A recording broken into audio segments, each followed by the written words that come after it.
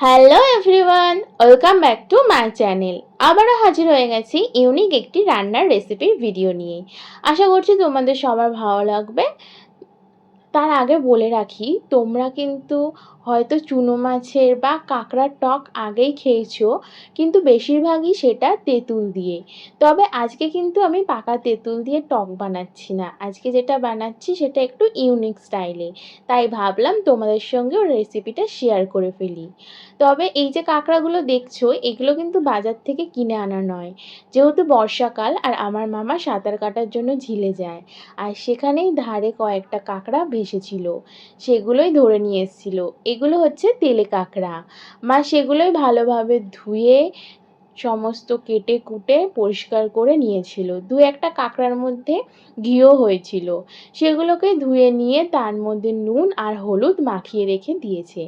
আর আমি এদিকে কয়েকটা আমের টুকরো, শুকনো করে রাখা আম, এগুলো ঘরেই মা বানায় গরমকালের সময় কাঁচা আম দিয়ে। আর এটা কিভাবে বানায় অবশ্যই তোমাদের সঙ্গে একদিন শেয়ার করব, তবে গরমকাল না আসলে শেয়ার করতে পারবো না। এই শুকনো করা আমগুলো ভালো করে ভিজিয়ে রেখেছি টকটা ছেড়ে দেওয়ার জন্য। সমস্ত আমগুলো ভালো করে ভিজিয়ে রাখার পর দেখতেই পাচ্ছ কতটা ফুলে গেছে। এবার একটু নুনের পরিমাণটা বেশি থাকার কারণে একবার এই আমগুলো ভালোভাবে ধুয়ে নেব, যাতে নুনের পরিমাণটা একটু কমে যায়। যেহেতু এগুলো সারা বছর প্রিজার্ভ করে রাখা হয়, তাই এর গায়ে প্রচুর পরিমাণে নুন থাকে। তাই একবার ভালোভাবে ধুয়ে নিলেই নুনের পরিমাণ অনেকটা কমে যাবে। তো চলো এবার রান্নায় ফেরা যাক। কড়া বসিয়ে কড়াটা ভালোভাবে গরম করে তার মধ্যে কিছুটা পরিমাণে সর্ষের তেল দিয়ে দেব। তেল গরম হয়ে আসলে ফোড়নে দিয়ে দেব গোটা সর্ষে, কালো সর্ষে অবশ্যই দেবে এখানে। সেগুলো দিয়ে ভালোভাবে একটু নেড়ে চেড়ে আগে থেকে নুন হলুদ মাখিয়ে রাখা কাঁকড়াগুলো দিয়ে ভালোভাবে নেড়ে চেড়ে ভাজা ভাজা করে নিতে হবে। কিছুক্ষণ কাঁকড়াগুলো নেড়ে চেড়ে ভালোভাবে ভাজা হয়ে আসলে তার মধ্যে সেই আগে থেকে ভিজিয়ে রাখা শুকনো আমগুলো দিয়ে দিতে হবে। এবার আমগুলো দিয়ে ভালো করে তেলের মধ্যে কাঁকড়ার সাথে নাড়াচাড়া করে তার মধ্যে সামান্য পরিমাণে দিয়ে দিতে হবে হলুদ গুঁড়ো।